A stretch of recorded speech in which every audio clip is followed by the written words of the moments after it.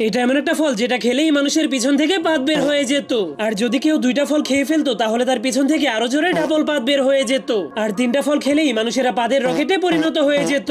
এটা দেখার পরেই ভালুক সিদ্ধান্ত নেয় সে একসঙ্গেই 50টা ফল খেয়ে ফেলবে। যা দেখার পর মোগলি এবং বানর অনেক ভয় পেয়ে তাকে এমনটা করতে মানা করে, কিন্তু সে কারো কথা না শুনে সবগুলো ফলকে খেয়ে ফেলার কারণে তার পেটটা অনেক জোরে জোরে গড়গড় করতে শুরু করে দেয়। যার কারণে সে হঠাৎ করে এতটাই ভয়ঙ্কর ভাবে পাত মারে যে তার পাদের কারণে তাদের নিচের পাহাড়টা ভেঙে তারা তিনজনই অনেক গভীর একটা গর্তের মধ্যে পড়ে যায়।